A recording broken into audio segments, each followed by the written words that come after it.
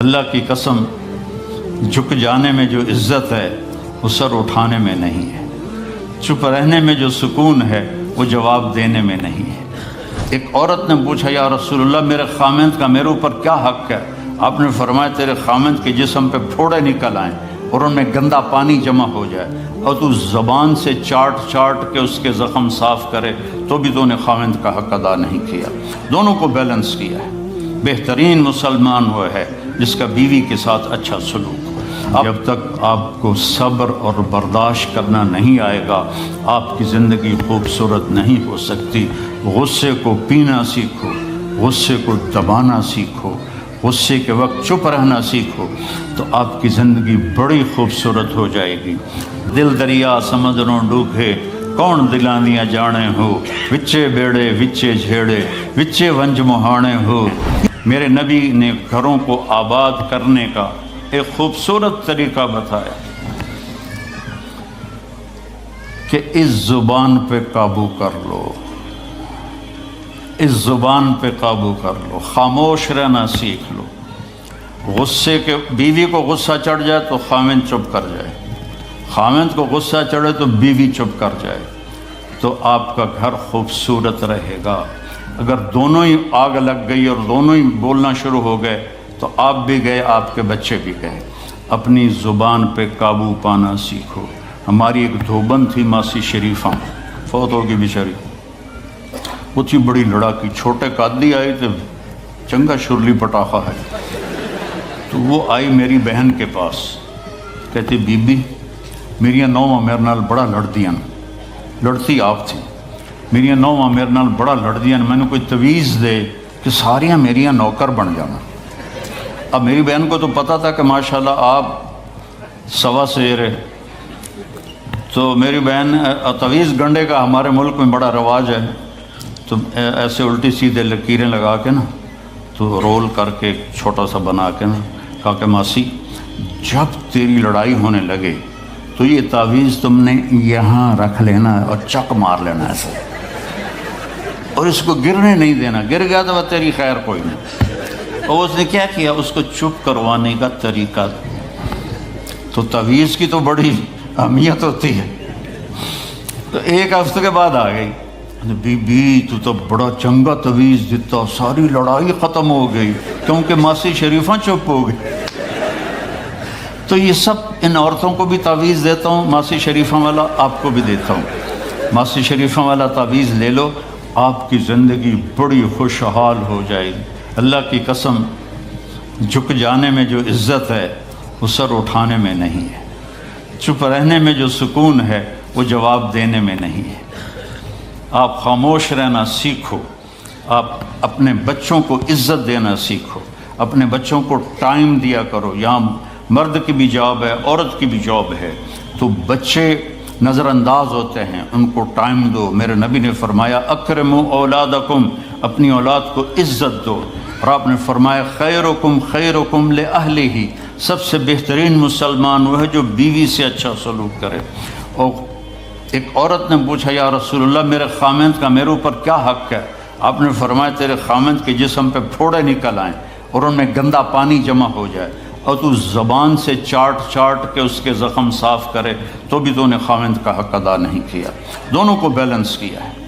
بہترین مسلمان وہ ہے جس کا بیوی کے ساتھ اچھا سلوک ہو۔ آپ نے 11 شادیاں کی، یہ شوق کی نہیں تھیں، یہ اللہ کے حکم کی تھیں اور ہمیں زندگی سمجھانے کے لیے تھیں کہ آپ یہاں رہو یا کہیں اور جگہ رہو، جب تک آپ کو صبر اور برداشت کرنا نہیں آئے گا آپ کی زندگی خوبصورت نہیں ہو سکتی۔ غصے کو پینا سیکھو، غصے کو دبانا سیکھو، غصے کے وقت چپ رہنا سیکھو تو آپ کی زندگی بڑی خوبصورت ہو جائے گی، بہت حسین ہو جائے گی۔ زندگی اندر ہے، باہر نہیں۔ اب رولز رائس میں چڑھ کے کوئی اچھی زندگی نہیں گزار رہا ہے، لائف تو اندر ہے۔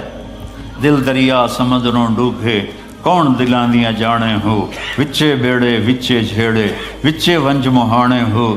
یہ اندر ہے، لائف اندر ہے۔ اور کیا لطف انجمن کا جب دل ہی بجھ گیا ہو، جب اندر بجھا ہوا ہو تو پھر باہر کی چیزیں کوئی مزہ نہیں دیتی۔ عاصم کے مرنے کے بعد ہمیں کوئی شے اچھی نہیں لگتی، حالانکہ لائف ہر نعمت موجود ہے، سب کچھ موجود ہے۔ میرے بیٹے کا نام عاصم تھا جو فوت ہوا ابھی جب 36 سال کی عمر میں، تو کوئی شے اچھی نہیں لگتی کہ اندر ویرانی آ گئی۔ یہ اندر میں خوشحالی ہو، اس کے لیے صرف ایک ہی دوا ہے، وہ ہے محمدی بننا اور محمدی اخلاق کو اختیار کرنا، اللہ کے نبی کے طریقے پر چلتے ہوئے اپنی جان سے لڑائی لڑنا۔ ایک ہمارا دوست تھے، وہ تبلیغ میں گئے تو ان کو داڑھی رکھنے کا شوق ہو گیا، اب بیوی ان کی رکاوٹ بنے کہ داڑھی رکھو گے تو مجھے طلاق دینی ہوگی۔ اب وہ کافی دیر بیچارے سوچتے رہے، ایک دن ان کو ترکیب سوچی، آ کے بیگم سے کہنے لگے میرا جی چاہ رہا ہے کہ میں دوسری شادی کروں، لیکن میں سوچتا ہوں پہلے داڑھی رکھوں یا پہلے شادی کروں۔ تو ان کی بیگم نے کہا پہلے داڑھی رکھ لو، پہلے داڑھی رکھ لو۔ تو ایسے اپنی بیگمات کو مناؤ پیار محبت سے۔ عزت تو نبی کے طریقے میں ہے، نبی کا طریقہ چھوڑ کے میرا والد مجھے ڈاکٹر بنانا چاہتا تھا، تو آج میں یہاں کھڑا ہوتا، اگر میں ڈاکٹر ہوتا، میرا چھوٹا بھائی ڈاکٹر ہے، بہت اعلیٰ ڈاکٹر ہے، تو میں یہاں کھڑا ہوتا۔ مجھے یہاں میرے نبی کا طریقہ لے کر آیا ہے، میرے نبی کی سنت لے کر آئی ہے، میرے نبی کی زندگی لے کر آئی ہے، اور آپ جس محبت سے تشریف لائے ہیں اس کے پیچھے میرے نبی کی زندگی ہے۔ تو اللہ کی قسم عزتوں کا خزانہ ہے میرے نبی کی پاکیزہ زندگی۔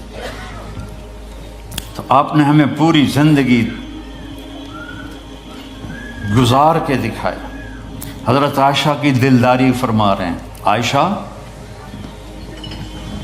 انہو لیہون علی ان اریتک زوجتی فی الجنہ، عائشہ مجھے تو جب سے پتہ چلا ہے تو جنت میں میری بیوی ہے، میرے لیے تو مرنا ہی آسان ہو گیا ہے۔ بھلا جس نے رب کو دیکھا ہو اس کے لیے کسی اور کی حاجت رہ جاتی ہے؟ باقی یہ صرف دلداری کے لیے تھا۔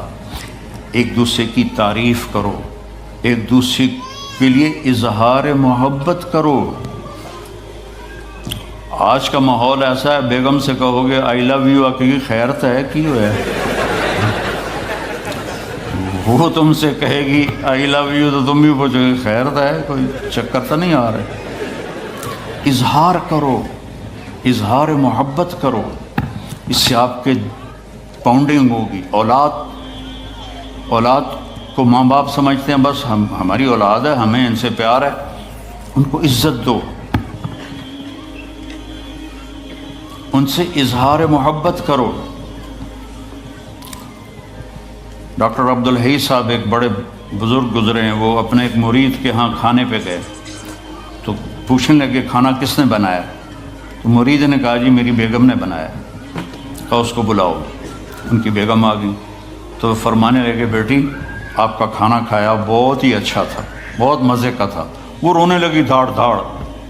تو وہ ڈاکٹر صاحب پریشان ہو گئے کہ بیٹی خیریت تو ہے، کیا ہوا؟ تو وہ کہنے لگی حضرت آپ کے مرید کے پاس مجھے 30 برس ہو گئے، 30 سال، کبھی ایک دن اس نے میری کسی چیز کی تعریف نہیں کی۔ تو اظہار کرو، اظہار کرو۔ حضرت فاطمہ وہاں سے دروازے میں داخل ہو رہی ہیں، آپ کمرے میں بیٹھے ہوئے ہیں یا لیٹے ہوئے ہیں یا کرسی پر ہیں یا زمین پر ہے، جو ہی حضرت فاطمہ تھے تو ایسے تیزی سے آگے بڑھتے تھے، وہیں نہیں کھڑے رہتے تھے، اور ایسے حضرت فاطمہ کا ہاتھ پکڑ لیتے تھے اور اس کو یہاں بوسہ دیتے تھے، اور کبھی ماتھے کا بوسہ لیتے تھے، پھر ہاتھ پکڑے پکڑے ان کو ایسے لاتے اور چارپائی پہ بٹھاتے، اس کے بعد خود بیٹھتے تھے۔ یہ میرے نبی کی عزت ہے اولاد کے ساتھ۔ یہ عزت دو، وہ تمہارے رہیں گے، تمہارے بن کے چلیں گے۔ ان کو نصیحت کی ضرورت نہیں ہے، ان کو تمہارے پیار کی ضرورت ہے۔ اور جب اللہ کے نبی حضرت فاطمہ کے گھر جاتے تو حضرت فاطمہ یہ کرتی تھی، وہ کھڑی ہو جاتی، آگے بڑھ کر اللہ کے نبی کے ماتھے کا بوسہ لیتی، پھر ان کا ہاتھ پکڑ کے ان کو چارپائی پہ بٹھاتی پھر خود نیچے بیٹھتی تھیں۔ تو اظہار بہت بڑی دوا ہے، بہت بڑی غذا ہے۔ انسان محتاج ہوتا ہے اچھے کیے کہ وہ تعریف چاہتا ہے، خوشامد نہیں ہے، خوشامد حرام ہے، اور تعریف واجب ہے کہ اس کی حوصلہ افزائی کرو۔ تو یہ آپ کے بڑے گھر سے اور بڑی گاڑیوں سے آپ کی زندگی خوبصورت نہیں بنے گی، نبی پاک صلی اللہ علیہ وسلم کی مبارک زندگی کو اپنانے سے آپ کی زندگی خوبصورت بنے گی۔ باقی سب دھوکہ ہے، میرے رب کی قسم، سب فریب ہے۔ کچھ سال پہلے یہاں سے کوئی بڑے تاجر کی بیگم گئیں وہاں لاہور، تو مجھے انہوں نے ملنے کی خواہش ظاہر کی، تو ملانے والے نے کہا کہ یہ خاتون کے جو خامد ہیں وہ پاؤنڈ میں اربوں پتی ہیں، پاؤنڈ میں۔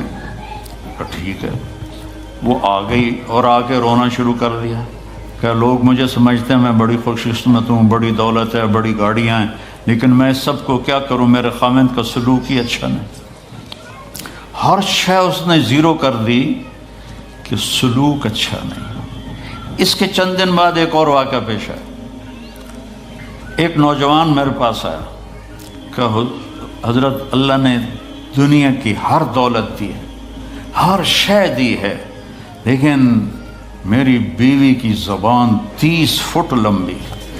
میں کہا 29.5 فٹ کاٹ دے باقی ران دے۔